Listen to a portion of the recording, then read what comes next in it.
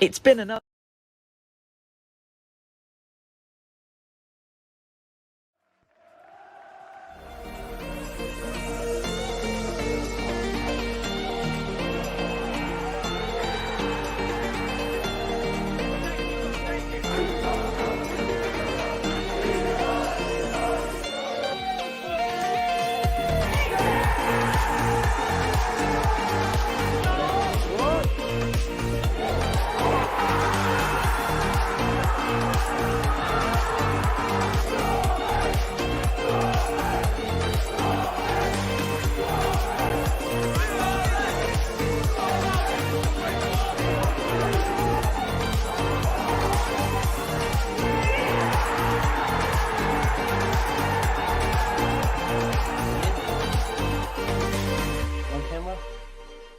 Hello there, a very good evening to you. Welcome along. This is 4-0 Transfers Live for the first... Oh dear, that's gone terribly wrong, hasn't it? Let's go for...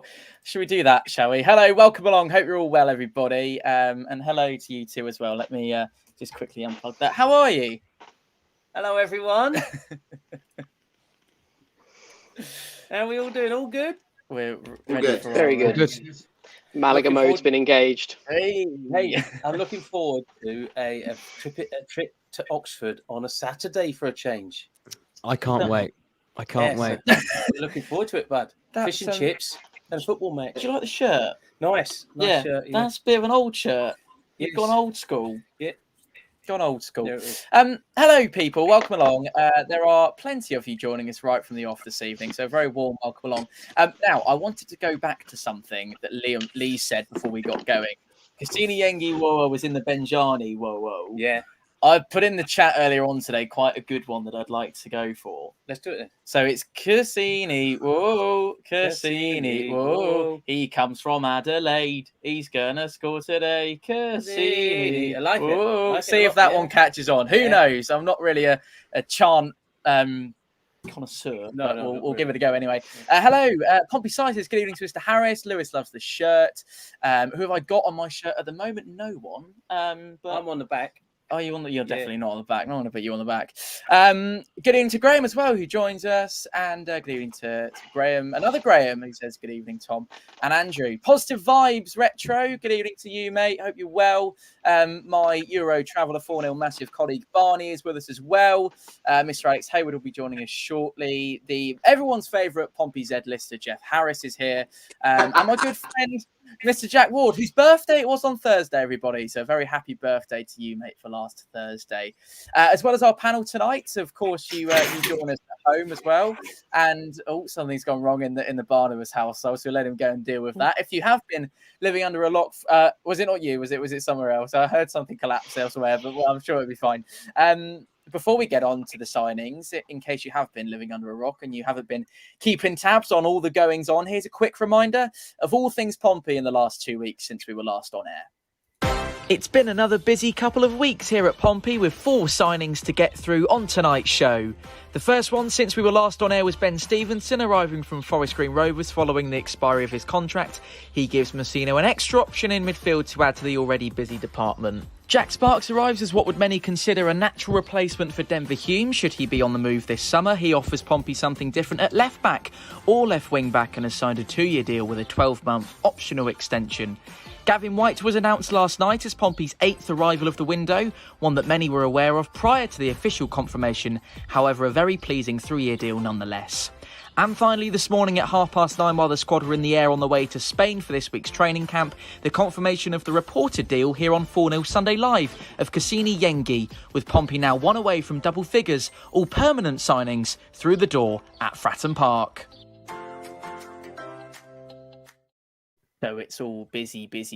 And very well welcome to Mr. Alex Hayward, who joins us, which now means I need to mess around with these again. And finally, we're all sorted. Welcome, mate. Hope you're well. And we haven't said a proper hello to everyone. A very happy time to be a Pompey fan at the moment, given what we've heard just there and what everyone joining us has seen. Welcome to 197 of you joining us live across YouTube and Facebook. Be sure to leave the stream a like if you're enjoying what you're hearing tonight. Of course, subscribe down below too, because we've got lots of Spanish content coming up over the next week or so, which we're really excited to bring you. Let's chat about those. Oh my word. Let's chat about those Positive vibes, shall we, Retro? The 4-0 crew been sharing them off camera over the last few weeks. What's perhaps excited you the most about what's going on at the moment? The fact that they're permanent signings, the fact that we're not, they're not chasing loans anymore. We're not trying to patch up a squad. These are players that are ours, and whether they do well or not, we've got to live with the outcome, and hopefully it will all go well for us. But these number of players, and it's like real life Championship manager. The whole squad has just changed in the summer, and for the better. I can't see any negatives. Some of them are probably, as we'll go into later in this, is that they're not proven, or there are some question marks over some of them. Mm-hmm. The fact they're permanent signings, the fact that we can, develop them, as is choosing these players, it's all good, and the vibes are positive. Michael says, good evening. Getting excited. Can't wait for the season to start. Blue Army rules all day long. Has a season tickets. That's good to hear. Hello to One Rovers Vlogs. Luke said, Yengi was a perfect birthday present for me. Was doing the dance in the living room. Luke, don't you worry, mate. You wait right there for the dance. It's coming up very soon. And that's a little bit of a teaser. Right then, let's crack on. Barney, your first opportunity to get your thoughts on all that's unfolded since the window opened, but not just the window, of course. Season ticket sales are doing very well. The stadium works are getting close to completion. And of course, this kit is very much out, and one that we'll be wearing. And it was out much sooner than we were all expecting. I think everything's starting to align, isn't it? Without wanting to get too over the top and excited too early. It's almost like I think any parents watching and on the channel tonight will appreciate, like when a child goes quiet, it's actually not a good thing. It's like, what have they done wrong? What have they broken? I've got that feeling. It's like, why is it so good? Something's got to go wrong. Something's got to go bad. But yeah, I think it's all looking great. Retro said it perfectly there, that the fact that there are players, that's what I've been talking to everyone about. The fact that we can mould them, we can coach them. Hopefully there'll be more commitment to us because they know they're not going back to a Blackpool or an Ipswich come the end of the season. So I'm very, very excited, and bring on tomorrow obviously as well. Jeff, the club shop is very much my second home at the moment, and I've been chatting to the guys there quite a lot. And the manager told me yesterday that the kit came as a complete surprise to them, and they got it ready and were told, "Yep, let's go for it." That kind of can-do attitude. I know it's only the club shop; it's a good example of this unusual, refreshing, and as Barney was saying, certainly the right head state to be in going into a brand new season. Yeah, definitely. I think the majority of the fan base has been critical of the commercial aspects of the club going forward. We keep talking about how we're going to generate revenue. We keep talking about missing revenue opportunities, and for the shirts to be out so early, and it is a nice shirt for a change. I think it's probably nearer the right colour blue than what we're all used to the lighter shades of blue than what we had before.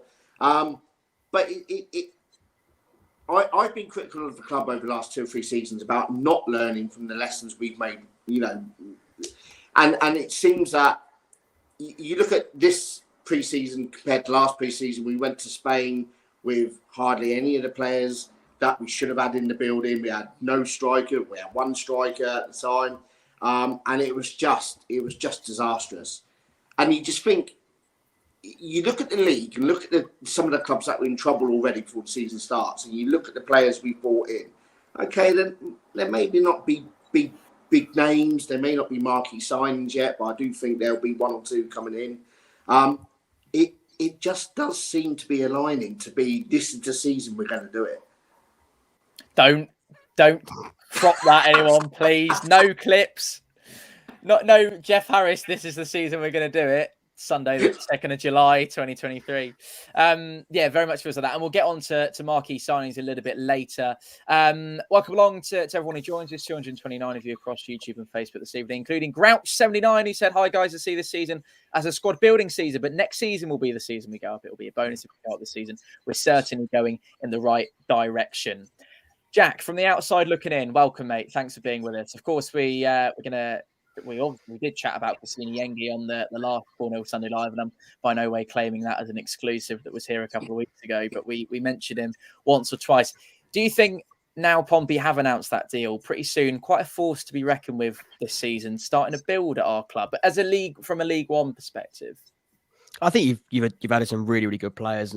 And we spoke on the phone earlier, and we spoke about the fact that you're getting those players in now because this pre-season is huge for you. I think in terms of a pre-season, this is going to be really, really important to allow those players to gel because you've got some really, really good additions in there and a lot of them. I think there's a reason why you've done them early because 9 deals going into a pre-season tour is very, very unlikely. Before you do it, and it's pretty likely now. It seems as though that you've absolutely smashed that target out the window. We spoke about 10 signings, you've done 9 of them, and we haven't even had the first preseason friendly yet. So you've got your business done early. They're saying that saying, and it's actually going and doing it in style, and you've definitely gone and done that. But I think this is John Mousinho's first preseason, and it's probably going to be his most important preseason because he's got to get 9 new players, potentially more, a current group of players, some have left, and then the ones that have stayed, all integrated. And ahead of what I can hear and from what I can see, quite a high expectation. I know Pompey fans will try and lower that expectation the closer to the season and the more real it becomes. And it's safe maybe to sort of say this is the season when we know we've still got 5 weeks to go. But maybe 5 weeks until we start, there's going to be a real level of expectation there. And he knows he's got a really competitive squad. He's got a really, really good squad. And he's certainly been backed. You'd have to say that as well. And it's now kind of down to him to kind of, I'm going to save it for the end of the show, but my final comment, I did a bit of a gaz and did a bit of a play on words. So we'll wait and see what that becomes. Hayward, I was going to ask you about literally what David's just said here, the strongest transfer window we've had since returning to League One. And I also wanted to bring up what Retro mentioned right at the top of the show. And this can't go under the radar, but each and every single one of them so far in the door is a permanent signing. And be it a fee or as a free transfer. So it's fees or frees at Pompey at the moment. What does that say about both ambition from the owners, business from recruitment, and also a commitment from these players to really buy into the short and sort of medium term future of Portsmouth Football Club? Yeah, it's a strange one because we haven't, as David rightly says, had this sort of influx of new players for a long time, and as we all I think have spoken about it briefly, the last time we sort of remember is that Paul Cook year where we went up and won League Two. Obviously that was a massive drastic change. I think we've had the narrative a fair few times since, us not getting out of League One. Oh, it's a rebuild. Oh, we'll get new players in. And I don't think it's ever been done to this sort of level. I don't know why that is. I don't know if it's the back of the manager. Obviously it's a situation such as COVID, arising. And I was speaking to you about it the other day. It's very interesting that the Eisners clearly back Mousinho more than Danny, which is surprising because of the lack of experience. If you look at it just in a case of, I know Jeff, you just frowned. I mean, not in terms of not backing him, but 9 transfers in summer. That's a big sort of statement to be like, go and buy players. It doesn't have to all be frees. And I know Danny brought in some big players, but I think this just sort of shows they're saying to him, not checkbooks out, go and do what you want. But it's been a case of if they're a target, it's go and get them, and that's obviously what we've done. And I echo what the guys are saying. It's massive that he's doing it all before pre-season even starts, because I think that is such a critical period to gel the players. That squad we won League Two with, the camaraderie in the squad, I think won us the league more than, some of the quality that other teams sort of showed. So yeah, I think it's massive, and then hopefully we can see that in pre-season. I don't really care what the results are like, as long as, things are going well, people are playing, with each other, and we can see some connections being built. I think that's the main thing, as always. Camaraderie is on the order of service before 8 o'clock this evening, so we'll get on to that. Thank you for being with us tonight. Just over 250 of you in the chat, nice and early, so great to have you. Make sure you leave your thoughts in the live chat down below. It's one of the perks of doing this live with you, is that we can really get to exactly what we're saying. Welcome to Ollie, who's a new member on the channel as well, so thank you for doing that, Ollie, very much appreciated. Mr. Meads is here. He said welcome, guys. And Pepe Lacey is enjoying the, oh no, that's, yeah, nice Hayward, mate. There we go. Now that is some lineup. There we go. Huge. Let's chat signings then, shall we? Let's get cracking on. We'll start with Ben Stevenson, one that very much came out of the blue. Retro, as many have been so far this window, much more closed book nature of our business these days. And some may remember him from his time at Forest Green. Some Pompey fans out there might also remember his debut against us for Coventry. And also, oh my word, what's going on here? Oh, Jack's back. There we go. And sorry, that's throwing me completely. Is your initial reaction, Retro, perhaps that Pompey are pretty much sorted in midfield following this announcement? There's now, 6 or 7 midfielders on the books, where he's only really going to play, 2, 3, 4 as a maximum? I make it 6. I think your favourite probably won't get much game time. But it's a solid part. We've got Pack's a bit older. He may not play as many games this season. There's also the cups as well. So there's all of that. International call-ups. Maybe an issue because signed a couple of international players. So all of those factors I think have gone into it, and also it probably gives them a bit of freedom as well to pat the midfield sometimes, or to go for a 4-3-3 the way we like it. So I think there's options there, and it looks quite nice. And the age range, there's some youngsters and some older ones. Key things. I think it's just if you were playing Championship Manager, you'd build your squad like that. There's 2 mentions of Championship Manager inside 15 minutes of the show, Retro. I'm not quite sure what your pastime is at the moment, but I'm a pretty good guess that you might be around the Championship Manager. Barney, excellent technique from what I've seen of this guy. League 2 winner, of course. Free transfer. What's it like about Ben Stevenson's arrival? I'm going to be honest. This is where my sort of football snobbery comes into it. I didn't know the names of many of the players that we've signed. And I haven't spent intentionally a huge amount of time looking into them, because I think you can very, very quickly get drawn into making those kind of negative judgments that we saw with Yengi, is it? The Australian lad this morning. When you look at his stats from Australia, they're not perfect. But there's obviously something. We wouldn't have gone and recruited someone from the other side of the planet if there wasn't something there that we're seeing, and that we've thought, right, well, he's maybe not been a massive goal scorer, but perhaps he's a winger that can deliver more, fast and strong, apparently. So, yeah, I'm going to be honest. When it comes to the transfers of the new players, there's not many that I can actually make an honest judgment on. So, might be better asking someone else on that front. I'm going to judge based on their first few games and seeing the kind of effort and commitment they put in. All I care about is what they do in a Pompey shirt. I don't care what they did for your Exeters and your Forest Greens. As long as they wear the shirt with pride and put a good effort in, that's all I want. I'm going to take Barney's name off all the questions about players I've got listed for the rest of the hour now. Elsewhere. Jeff, I hope you've maybe got a little bit of an idea about Ben Stevens. So I think one of the main things for me, having obviously perhaps not knowing the name particularly well as Barney's mentioned, and that's no disrespect to Forest Green or any of the places he's played his football before, but the Richard Hughes connection could be something to maybe read into, and that prior relationship and how much of an impact maybe this signing demonstrates that Richard Hughes has had on incomings at Pompey. I think it has, but there's also a name in the background that we haven't really, as a fan base, talked about Ben Stevenson. It's Michael Doyle. So Ben Stevenson actually courted Michael Doyle about coming to Pompey and what it was like and everything else. And it's actually Michael Doyle that sold the club to Ben Stevenson. So, if Michael Doyle turns around and he has said that he thinks Stevenson is a good player, he's played with him at Coventry and he's played with, obviously coached him at Forest Green, that's good enough for me. He's not going to start. He is a backup. And I think last season we missed having someone to come in for Pack. Now, I would have liked Louis Thompson to have stayed and played more games last season, but he's gone.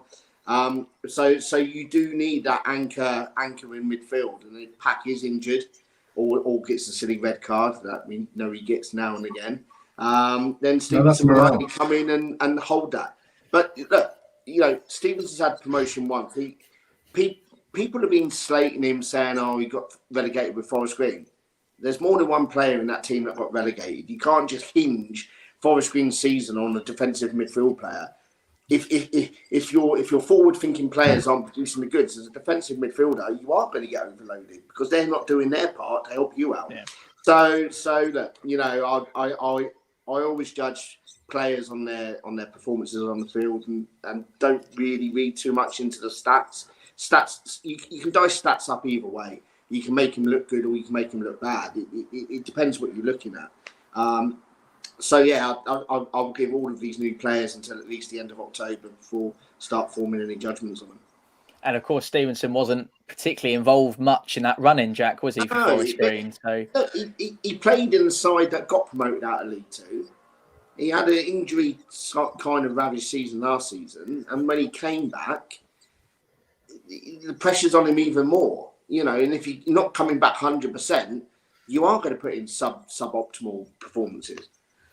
And what can you tell us, Jack, about what you saw from him from Forest Green? 'Cause I know you've got a bit of a keener eye across League One than perhaps some of the guys on the panel have. Any kind of red flags that you spotted from a Pompey point of view in Ben Stevenson? I know we're keen to not judge on prior performance, but what would you say?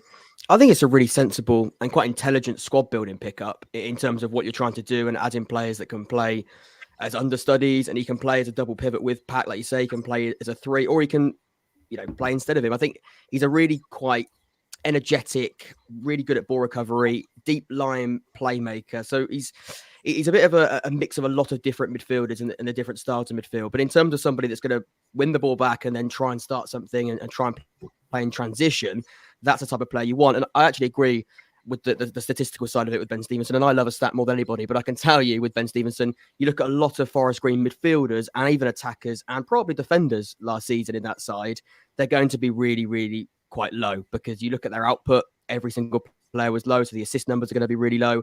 You look at the amount of goals they conceded, their defensive stats aren't going to be up to scratch in their ball recoveries. They got absolutely overloaded most of their games. So, and he was injured for a large part of it as well. So yeah, I wouldn't read into that too much, but I would say when they did get promoted, he was a fantastic ball playing, deeper line midfielder who can sit in front of that back 4. He can play as a single pivot. He can play as a double pivot, whether that he plays with that 3 or he plays instead of Marlon Pack. I think it's a quite intelligent squad building addition to your squad. And yeah, probably won't start every single week, but he's definitely going to come in. I think he can certainly do you a job. And in terms of creating quality and depth, I saw someone say in the chat earlier, this is not a team, this is now a squad. That's exactly what Stevenson's all about. It's creating a squad that is really capable of, we said on the phone earlier, so it says about players that when you sort of go packed on a red card, what are we going to do? Our midfield is absolutely doomed. We've got nobody to sit in front of that defense and really run that midfield. Stevenson might not be able to run that midfield every single week, but when he does come in, I think he's going to be a really, really intelligent pickup. Let's move on to Jack Sparks, retro from your neck of the woods. One of my main takeaways from this one is how experienced he is at such a young age, 22, and he's coming into this squad, probably one of the more experienced DFL operators than some of the rest of them, perhaps, if you look at some of the guys that haven't even played any football even in this country. He comes in as one of our more experienced players at this level. So that's probably a real attribute that perhaps is maybe the headline that you go, he's been around the block a little bit with Exeter, albeit only Exeter, at such a young age. He has. He's played a lot of games. Which just shows that he's a solid player at this level. He's not the tallest of defenders. He's only about 5'10". So, but he's left centre back, left back sort of cover. We haven't really got, we've got Hume and Vincent both been unconvincing as left backs. Ogilvie can do a job there, but I still think we need a decent left back. But he may be a solid performer to go in there for the time being, step in when we need to. I don't think he is going to be a first team starter. I think he's going to get another squad player. And Retro's talking about kind of the position that he's going to play in there, Hayward, and the kind of the cover that he's going to offer to us. It's a smart move, not just in terms of profile, but it matches all of what's been incoming at Pompey under Messino and Hughes so far this window and the window before. It also means we avoid those situations where, one of the lack of left-sided defenders, which has meant that Ogilvie's had to go to the other side, makeshift back line, etc., etc. He's also a free agent and from sort of your neck of the woods as well. So there's similarities, aren't there? He's Southwest. I think both Stevenson and also Jack. It's a shrewd business. I think I don't necessarily want our whole transfer window to just be marquee signings, so much pressure on them. If they don't perform, we've spent shitloads of money on them. I think that it's shrewd because we need cover, and we also need someone that isn't the same as Connor Ogilvie at left back. I think we've got so many times in the past, and I think we're learning from mistakes to an extent where, we try and put in the exact same player from cover, from the bench, and it doesn't sort of work out that way because, there's different times and different phases in games where we need to adapt and work differently. And I think there have been too many times where their plan B is another player, but it gives us the same attributes as plan A has, if that makes sense. I don't think we've necessarily got that flexibility in the past to be like, okay, Ogilvie's not doing what we need to do. He's a bit out of form. Now let's bring on a player that's slightly different. Or there's a different stage of the game where we need a different sort of player. And I think that's killed us too many times in the past. And I think go back to Stevenson. I don't think we had that cover last season for Pack, where we've seen him getting a red card. You know, we see his form drop, we see him get injured, and then, you know, we're completely done. And we can't be like that. And I just think that we need this strength and depth, because that's the sort of team that wins you this league, in the sense of you need to be able to call on players. They don't have to be the top name in League One. They just have to be someone that can do the job when they're called upon, and do it to a level that's going to win you the game. And I think that's what these players do. Apologies for a little bit of industrious language there by Hayward. I'm sure it's just the Pompey passion coming through. Dill said people have been moaning that we're all squad signings, but look at the amount of squad players we let go in the summer, including Curtis and Mingy. Jeff, not just because Mingy's come up on the screen, because I know you have a particularly strong opinion on this one, but I was wondering if you might be able to furnish us with it a little bit. Of course, mind your P's and Q's and all that, but what's the feeling from you with regards to the kind of the Mingy situation and maybe the replacements that have come in? You know, I know it's not a direct replacement for Mingy, but Jack Sparks looks like, as we've been saying, they're a squad player, but one of those that would probably be involved in a lot of matchday squads nonetheless. My view on Mingy, I kind of questioned this back on the podcast one evening, and I said, was he particularly good at the beginning of the season when we had that poor run of 14 games where we couldn't buy a win for love nor toffee? So he looked a lot better than he actually was. And then he got injured. I remember going to Portman Road. I saw you outside Portman Road. And I watched him warm up. And there was no problems there whatsoever warming up. He was running around like a headless chicken. He was touching the ball. He was getting on the ball and all that. And then we hear after the game that he couldn't be used because his legs were hurting. I was like, I'm not really buying that excuse. And then, okay, the game on TV, the FA Cup game against Hereford, he looked okay then. He looked industrious. And then he got injured. And then you watched the game against Bournemouth in the Hampshire Cup. And he just looked like he couldn't be bothered to be there. And he was just going through the motions. And he looked a totally different player. And now, if John Messino's come in, and that's in the first couple of weeks of his tenure, and he sees a player who's just going through the motions, he's going to form John Messino had to form opinions of all these players quite quickly, and he's going to be listening to the coaching staff that's been in place throughout the period. Now, if Mingy was fit throughout the rest of the season, like his agent who does a lot of talking keeps claiming, and John Messino doesn't, and we were struggling for midfielders at one point, why wasn't he on the bench? Now, it's either he's got an inflated ego or he's got a notoriously bad agent. I reckon it's a bit of both. And I wouldn't be surprised to see Jay Mingy in the next couple of weeks taking residence in North Wales somewhere. Do you remember I pointed out at Bristol? Because I don't think he'll get a championship move. No. I don't think he'll get a championship move. I think it will be mid to lower League One, League Two side. I've heard Charlton were looking at him. That was rumoured a few weeks ago. But if he was going to go, if you think about it, if you were confident that you weren't signing for Pompey and you were running down your contract and your contract runs out on June the 30th, okay, free agents get an extra month's pay if they don't find a club by the end of July. So, he might be sitting it out to the end of July. If you were confident your agent was going to find you another club by then, the 1st of July, you'd be signing for someone. You would. Yes. Now, second. It's now the 2nd of July. That's a very good point. Jeff, I'm so sorry to move us on, but I don't want to do it to be 4-0 Mingy live for the night. So we'll keep cracking on. Barn, I'll come back to you on that in just a moment because I'm aware Jack's going to be. I tell you what, Barn, do you want to jump in just quickly on that Mingy Bristol Rovers? Yeah, I've pointed out to you before, but when we were at Bristol Rovers away, it's something I've never seen before, and I felt like it was a punishment. He was doing laps around our half of the pitch in the warm-up, like completely on his own, no coach with him, just completely on his own doing laps. It felt like a punishment. I've in all the years of games I've been to, I don't think I've ever seen it. It was so obvious that he was on his own and being singled out for some reason. It was like he'd been lazy during the week and they said, right, you can come along, but you're going to do laps, you're going to improve on your fitness because you've got a bit of a belly on you or something like that. And then I've got to be careful about mentioning where I heard it from, but said to you again. It's just coincidence that it's a customer where I work. Oh, okay. He's Well, that exciting then. he's a former employee, let's just say, but he You does didn't still need to do- say that, Barn. I just made the U noise to, make it cool, but crack on. He's a connected person to the club, let's say that. His judgment on Mingy was one of the worst I've heard. Lazy, poor attitude. So that's not the kind of player I want representing our team. Let's hope he's not watching. Well, yeah. I don't think, based on the amount of midfielders and things we're signing, I don't see him putting a Pompey shirt on again.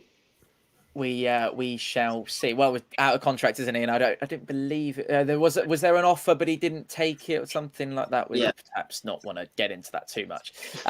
Jack, let's move on to Gavin Whyte, which is the obviously one of many reasons why we've got Jack on the show tonight. He will over 50 appearances in Oxfordshire, of course, in one of those behind you on the wall. What a very broad question, and you gave me some great pointers on the phone today earlier on. So if you could kind of bring those into what we're chatting about, that'd be amazing. What can we kind of expect from the prospect of Gavin Whyte's arrival at Fratton Park? Quick, really good at the ball, fantastic dribbler, drives at defenders. I think he's a really quite traditional winger. That when we first signed him from Ireland, I think we saw a really quite hungry Gavin Whyte with fantastic output. I think he was probably our second top goal scorer in the first season that we brought him in, and he's had some really good attacking and output when it comes to goals and assists. He then earned a move to the Championship, went to Cardiff. That was probably, I think it was 2 seasons that was. I think it was 2 seasons at Oxford. Went to Cardiff, didn't really get going there. He started with, I think it was Warnock that signed him for Cardiff, and then that didn't last very long, and then sort of fell out of favour, didn't really get a chance, had a couple of injuries, and then just didn't really get that sort of regular football that he would have wanted in the Championship. Had a loan move to Hull City, and then that was the year they won the league in League One. Played as a player. I think he joined in the January, a bit of a squad option, got minutes here and there. Then went back to Cardiff. Clearly wasn't in the plans again, and then we got him back on loan the following season. The second time we had him, it was slightly different, and I spoke to you about it. I think Gavin Whyte is a really, really good signing for you, and I want to sort of say that straight away. I think in terms of what you want when it comes to your wide players, he's got that connection with John Mousinho. He's played with him. He's coached by John Mousinho as well, because that was the era just as he was sort of working with Robinson and moving into that sort of player-coach position. I think just straight up, I think it is a really, really good addition to your squad. One thing I would say about the second time we had him, less hungry, I think, because of the fact that he had that Cardiff move and he was coming back to League One. Whereas when he went from Ireland to Oxford, I think we saw somebody who was really trying to prove himself in England and wanted to really sort of show what it was all about. The second time we had him, maybe it wasn't hunger, or maybe it was just a lack of confidence, because that's got to play a part as well when you off the back of a really quite difficult moment at Cardiff where he wasn't getting the opportunity coming back to League One. We saw a Gavin Whyte that had the similarities, but the output wasn't there. I think if you look at his goal scoring numbers and compare them, the first time we had him to the second time we had him, they're really different. Assist-wise and creative numbers, I think, are up there. Might even be better. But the goal scoring output was low the second time. I think it might have been 1 or 2 goals, and he wasn't quite the same player in front of goal. And like I said, that could be for a couple of reasons. Maybe that was because he got that Championship move the first time and he was sort of happy where he was. Or the second time, there's a lack of confidence in there because of a really tricky time at Cardiff, and at Harley wasn't really there for the entire season and never really kicked on. But in general, I think you should be really excited with Whyte. I also think it's really exciting that you've got him on a permanent contract. You've got him on a 3-year deal when he's 27. So you know that he's going to be all in. He's not going to be a loan deal. He knows now that he's going to be here for a long time, or a sizable time for a footballer, and he's going to hopefully then kick on. In terms of Curtis not being at the football club anymore, or he is with that strange contract situation, I think he fits in as a really good he's a different player, but as a winger replacement, I think it adds a really, really good different element to your attack alongside Paddy Lane, alongside Scully, and it sort of gives Mousinho different options. He can play as a winger. He can also play as a number 10 as well. He's really versatile. I wouldn't mind him as a striker. He played a couple of times as a striker the first time we had him. So, yeah, I think it's a really, really good addition for you. A 3-year contract as well for a 27-year-old is clearly something that he wants to buy into. I think on the whole, it's a really sensible addition, and one that doesn't surprise me because, with that Mousinho connection, I could, as soon as I knew it was sort of Pompey versus Oxford, I think he'd done the Oxford thing. I think obviously he was very close to Robinson. He's not there anymore. I think it was going to definitely be Pompey and Mousinho that were going to sort of pull him away from Cardiff and sign for you.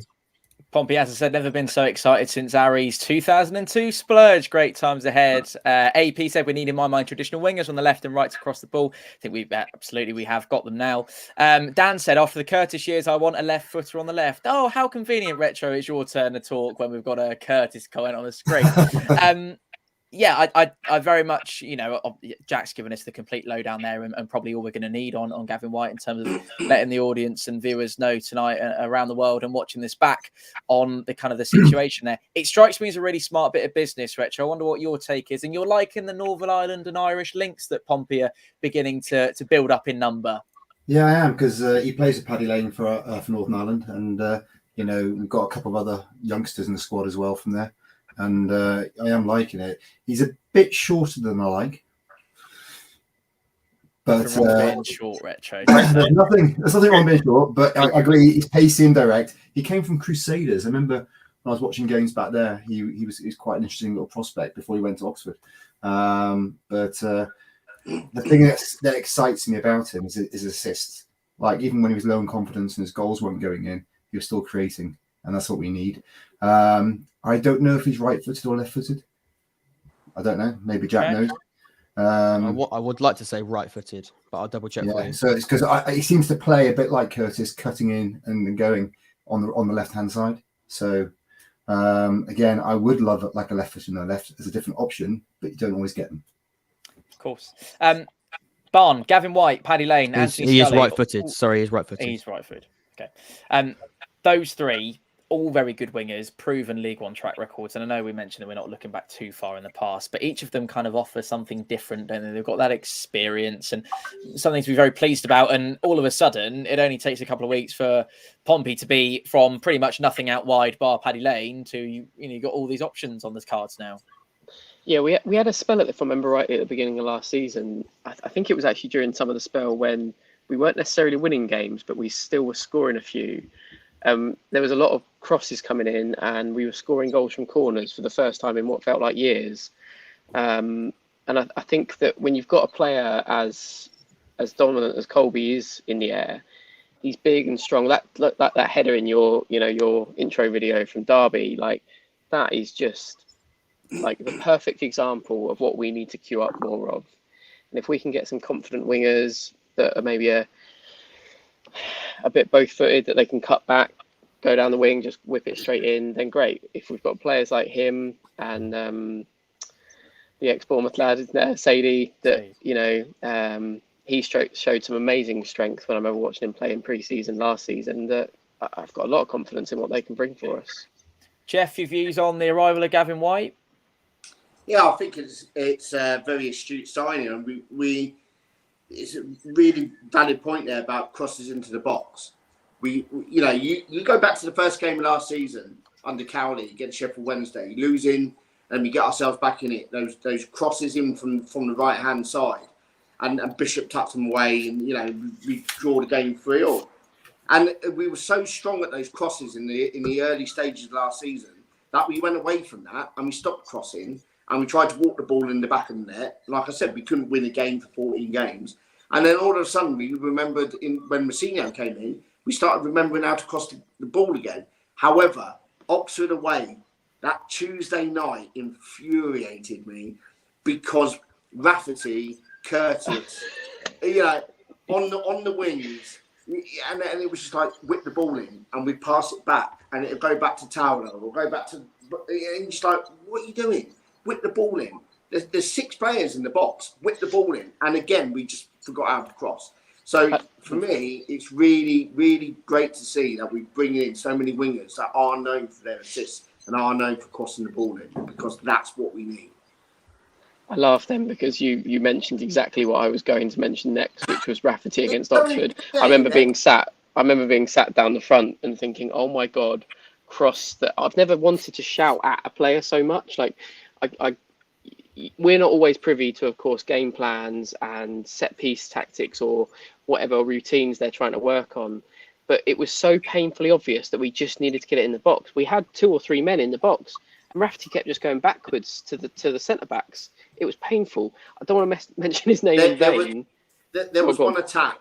There was one attack that Oxford went down our right, and it was because Ogilvy was at the back post waiting for the cross to come in, and Oxford counter-attacked, and Marlon Pack was in reverse, and he got left by Brannigan. I think it was Brannigan, left him for dead down the right-hand channel, and he cut into the box, the corner of the 18-yard box. I thought they're going to score it, and how we got away with that one, I do not know. But look, that's last season. We've got wingers who can cross the ball now.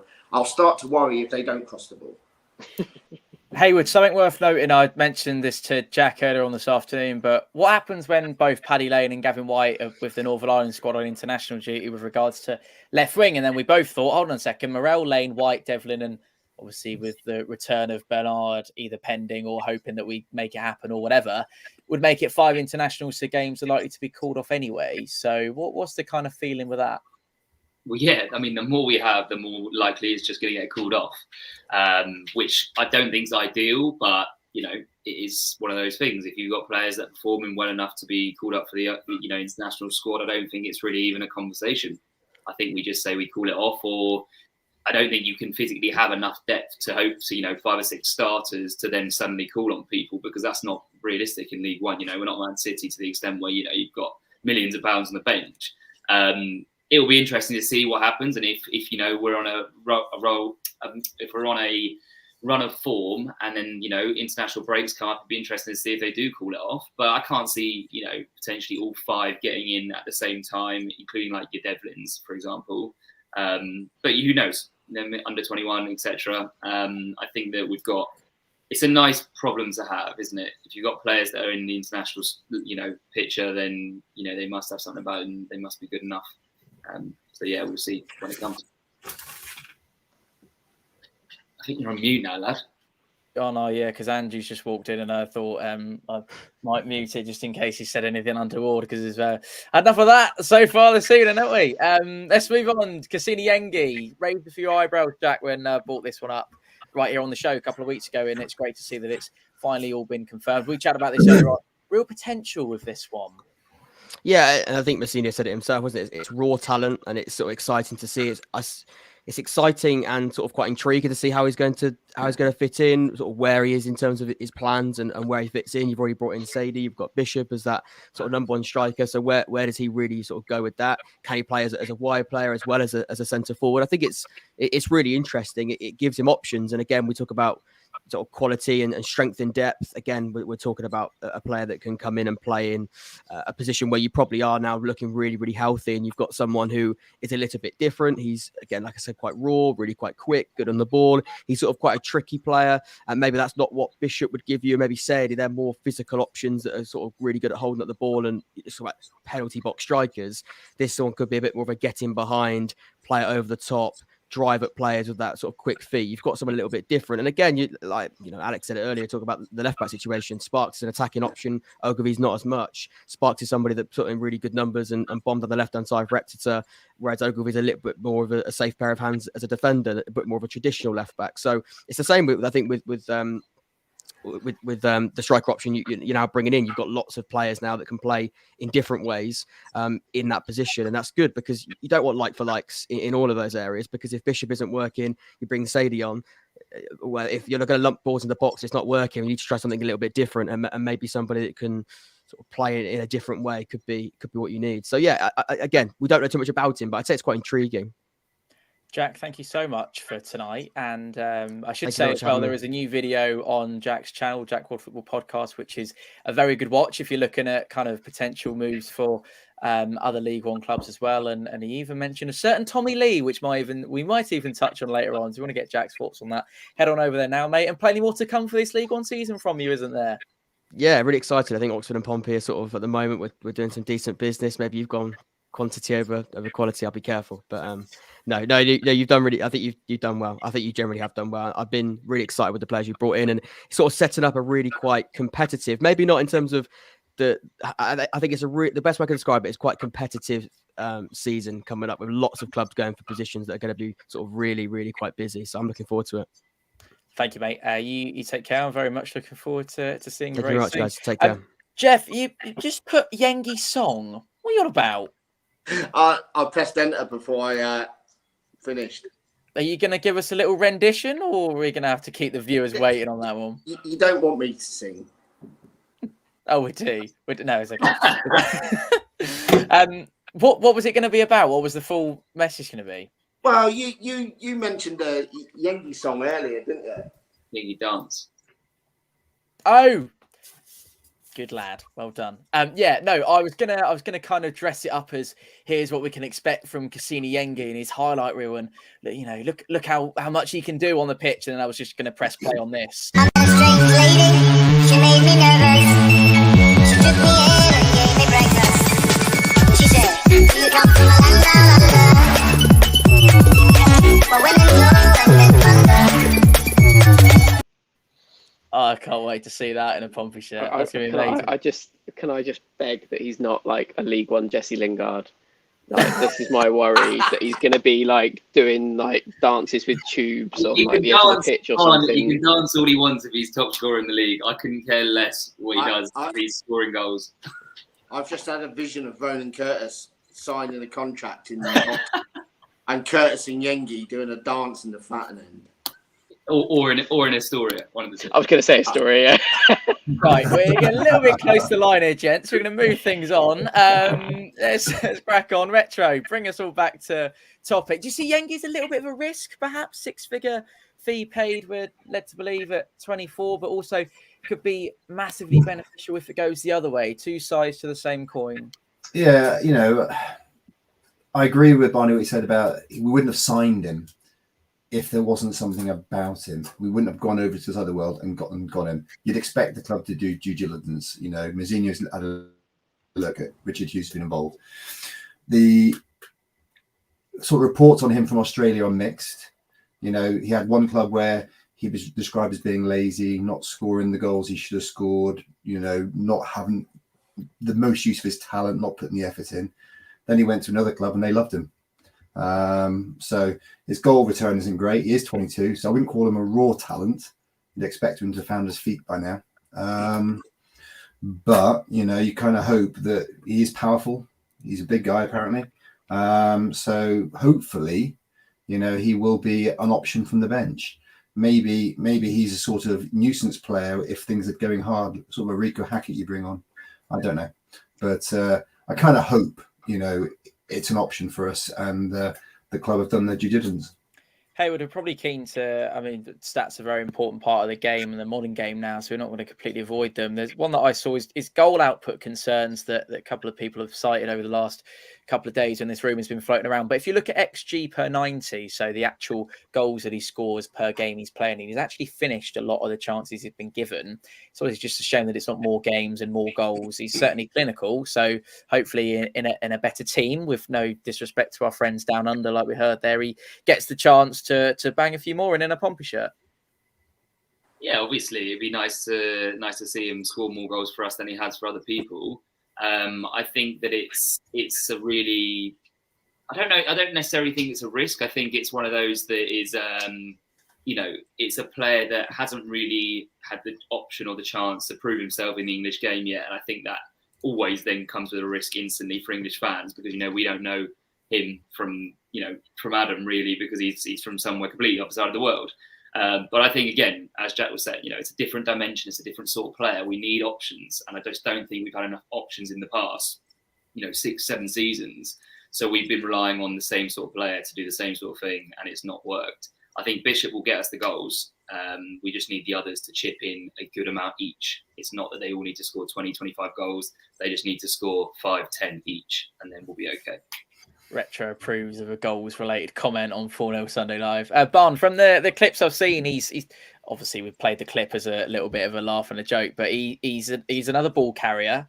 He can play a pinpoint pass. He looks very comfortable with both feet as well, which I know we mentioned earlier on in the show that, you maybe expect that as kind of a bare minimum from a professional. Some would say that that's the kind of what they want to expect, but it is surprisingly hard to come by, as we mentioned, at this level. He definitely complements existing qualities and will give us something different. And perhaps also the fact that he's coming from so far away, something that, other teams could do their due diligence on Gavin Whyte. You could look at Paddy Lane, you could look at Anthony Scully, but you can't. I know you can, but you know what I mean? You can't look at his English record so much with Kusini Yengi.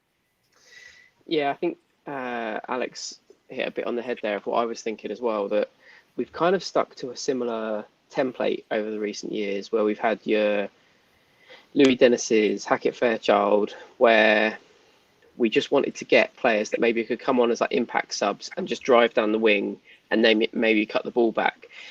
They weren't always so good at being or delivering with some flair themselves. We saw that one amazing bit of play from Hackett at Accrington last season, and I think that's the kind of play this lad is going to do. There's a classic goal that everyone's been reposting that the A-League men account have reposted as well, where he blasts it in the Sydney derby. If we saw that every 3-4 games, a bit of flair, holding the ball up, bringing it forward, fantastic. I love that.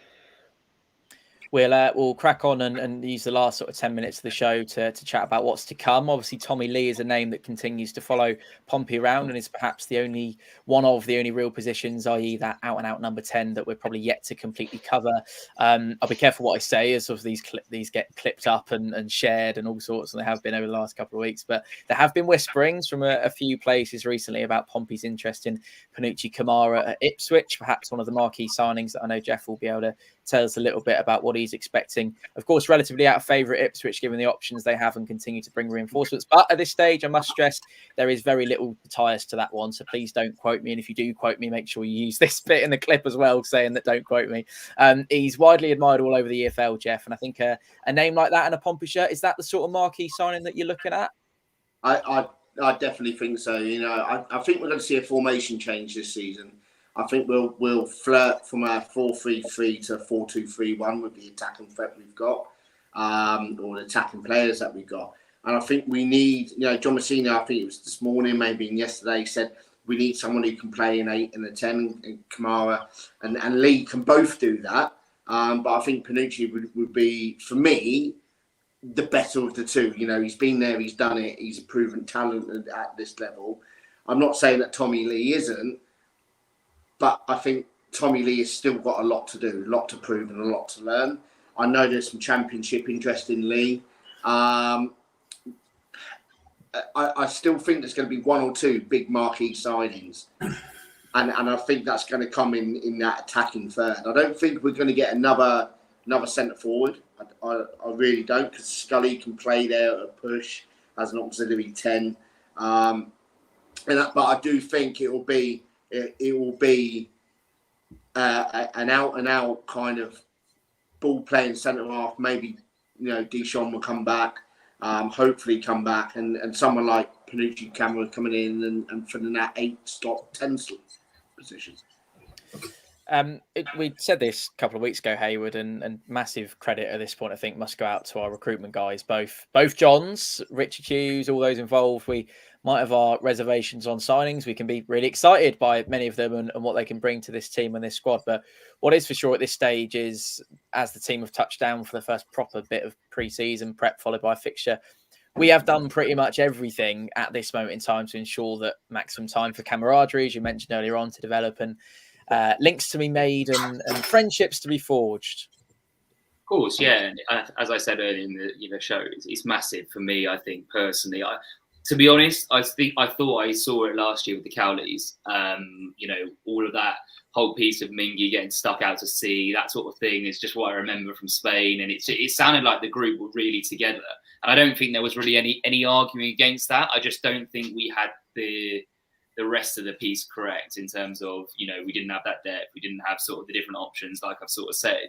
So I think having these signings done before, I think it's massive. And I think that we can actually expect to see a few, bits of chemistry, some link up actually taking shape in Spain, which I think is really, really nice. And it's also just another point, really refreshing. I know we spoke about it the other day. The fact that we haven't really known about the signings, I know we've sort of known, but we've not known if it's concrete really on many of them. And it's just quite nice to see that the business is being done and it's not being leaked. There was obviously a problem when the Cowleys were in. Someone was leaking business that was happening. We saw that with Morel. He nearly was taken off our hands. Yeah. So I think it's been really nice that Rich Hughes has come in, and I think he's been probably the man that's really pioneered that. And obviously, we've seen a different sort of recruitment strategy. Young fees, 2-year contract with a further 12-month option seems to be the given contracts at the moment. I think that's a really, really nice. 2 years is enough time to prove yourself. We'll have another 12 months if we want it, sort of thing. So it puts us in a really good position as a club. But yeah, doing the business for Spain on the whole, on majority, is really nice. So hopefully you boys out there can see them in action. Retro, some might say it would maybe need 4 more back up in goal, left-sided centre-back for Riley Towler cover. Bernard, of course, we don't know the extent of that one. Throw in what we're talking about in marquee signings. Where do you stand on how many more? You've got 9. Are you pretty content right now in terms of where we are and the time scale as well? I think, if you told us at the end of last season that we'd have got rid of half our squad and signed 9 players before pre-season, you'd have taken that full stop. That is amazing bit of business. How many do I want more? Is that famous Harry? He always wants 2 more players. I definitely want to. I agree. We need number 10, a proper number 10. Interesting, like you mentioned, an 8 or 10, and that squad number is available. And I think the 5 for Dijon Bernard, then I'd be happy going into the season, because we will likely reinforce at Christmas or do stuff like that. I think we're solid enough. 2 key signings now and the rest in at Christmas. Barney, I've added a few kind of definitely maybes in here. Kamara's in there, Bernard's in there. So obviously take a couple with a bit of a pinch of salt. And this is by no means credit to myself, because I saw this on Twitter earlier on this afternoon. But that's the state of play right now. You're kind of looking at that all over the pitch. Of course, lineup's different. I'd probably argue that Kamara would probably be where Morel is, etc. And he's sort of a right-sided 8 rather than the left, whatever. But that's looking pretty good in terms of depth. It's also looking pretty good in terms of talent. You obviously got that backup goalkeeper that I just mentioned to Retro there. Are you pretty pleased at the minute? Loads to be smiley about?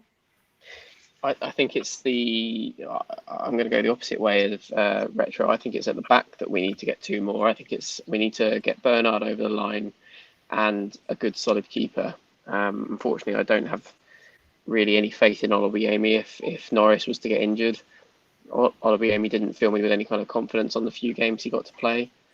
I think Bernard, I'd like to hope that can get done. A bit strange that it's been left, considering all the others seem to have been done early doors. I know he's over in America playing for Jamaica at the Gold Cup over there, but it feels like if we were going to get it done, we could have, should have. Maybe he's got more clubs coming after him, because he did play well for us. I thought he was really, really good. Made a good showing for himself. And he's going to be one of those players now. He's going to be like a Tunnicliffe, not as a style of play, but he came from Man United. That's always going to be what his agent is going to advertise him as. Yeah, I've got this player for you. He's a centre-back, trained at Man United. We know what they've produced in the past. And that could get him, maybe a championship deal.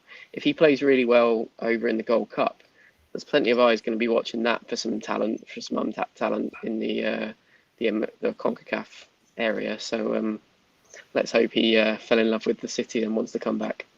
So concerns about competition? Competition in what way, sorry? As in trying to get hold of him? Yeah, I honestly think that he could end up being a championship team. I think if you've been in Man United and you're an international, and he didn't play in the first game for Jamaica over there, but he did play in the second, and had a very, very high rating on FOTMob from what I saw. I haven't seen any of the games, sadly, but does look like he's put in some shifts over there for them. A big thank you to Alex for sharing that with us, because I think it really demonstrates how things are looking at the moment. Jeff, just finally, Spain next week. Very excited to be heading out there and looking forward to all the content that we're going to bring you. We'll be documenting every step of the way here on 4-0 Sunday Live as a group of 5 of us lot heading out, and I know plenty more Pompey fans heading out there too, so it's going to be really great. And if you'd spot us, come over, say hello. Looking forward to seeing everyone out there. And I'm led to believe there's going to be quite a few out there as well. So looking at we were looking at ticket numbers, weren't we, Barney? And I think one of us had number 289, and I'm like, surely there'll be 289 Pompey fans heading out there. And if there are, or upwards of that, then that's going to be amazing.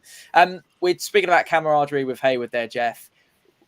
It's so great to be able to sit here and go, and you said it at the top of the show, I believe, kind of you're looking at this squad and you're thinking, this is definitely, and I've messaged Retro about this earlier, it's definitely the best, if not one of the best squads position-wise that we've been in heading into a pre-season campaign. I don't think we've had the numbers in terms of personnel, the talent, or even competition for places.